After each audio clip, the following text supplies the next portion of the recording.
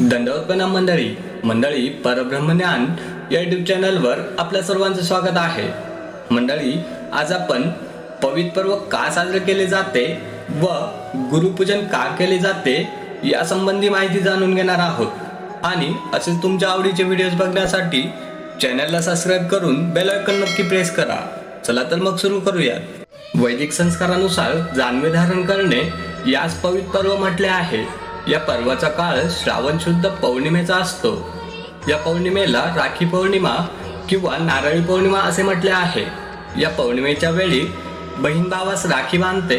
कोणी जलदेवतेला तर कोणी ग्रामदेवतेला नारळ समर्पण करतात, तर कोणी द्रव्य अथवा वस्त्राने गुरूंचे पूजन करतात। यापैकी महानुभाव श्रावण शुद्ध 14ला देवपूजन करतात आणि गुरुपूजन व नारळ समर्पण करणे हे विधी श्रावण पौर्णिमेला करतात। पवित्र पर्वाचा विधी स्वामींच्या काळापासून समाजात आलेला आहे। स्वामी श्री चक्रधर बीड येथे असताना श्रावण शुद्ध 14 या दिवशी नागदेवाचार्यांनी स्वामींना यज्ञोपवीत व वस्त्र समर्पण केले आणि करंजखेड येथे याच दिवशी इंद्रभटांनी स्वामींना जानवे समर्पण करून पवित्र पर्वाचा विधी केला हे यावरून समजते। श्रावण महिन्यात श्रवण नक्षत्र येते, म्हणून ज्योतिषकाराने या महिन्यास श्रावण हे नाव दिले आहे। या महिन्यातील श्रवण नक्षत्र अत्यंत महत्त्वपूर्ण समजले जाते, म्हणूनच नागदेवाचार्यांनी या नक्षत्रावर स्वामींची पूजा केली। असे हे पूजन परमेश्वराचे करावयाचे असते आणि परमेश्वर विद्यमान नसेल तर परमेश्वराचे ज्ञान ज्यांच्या ठिकाणी आहे त्यांचे पूजन करावे असे स्वामींनी प्रतिपादन केले आहे। स्वामींच्या प्रयाणानंतर वरील नियमानुसार श्रावण पौर्णिमेच्या वेळी गुरुकुल हे श्री नागदेवाचार्यांची पूजा करीत असत। कोणी वस्त्राने पूजा करीत असे तर कोणी द्रव्याने करीत असे। नागदेवाचार्यांच्या वेळी जानवे समर्पण करण्याची पद्धत जाऊन समाजाने द्रव्य व वस्त्र पूजा करण्याचे अंगीकारले।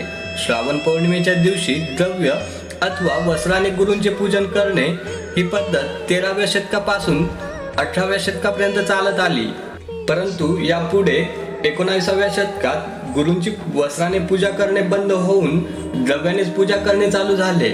आता सध्याही समाज श्री गुरूंचे पूजन द्रव्यानेच करीत असतो।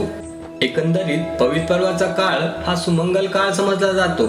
यावेळेस समाज अति आनंदित होऊन हा पर्व काळ निर्विघ्नपणे पार पाडतो। पवित्र पर्वाच्या वेळी श्री गुरुला जमिनीवर आसन टाकून पूजा करण्याची पद्धत नागदेवाचार्यांच्या काळापासून वैद्य दत्तोबासापर्यंत होती। पुढे वैद्य दत्तोबासापासून भद्रासन रचून श्री गुरूंची पूजा करण्याची पद्धत सुरू झाली, ती आजच्या शतकापर्यंत चालत आली आहे।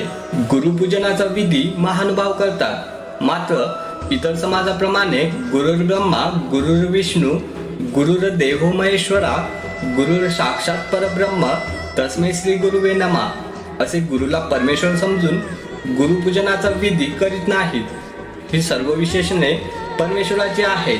परमेश्वर हाच ज्ञानमय आहे, तसा जीव हा ज्ञानमय नाही।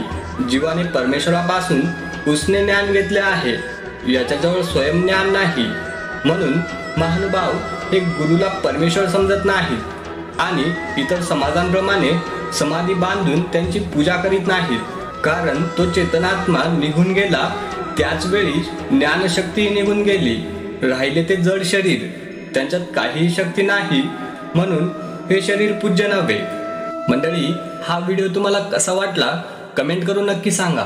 दंडवत प्रणाम।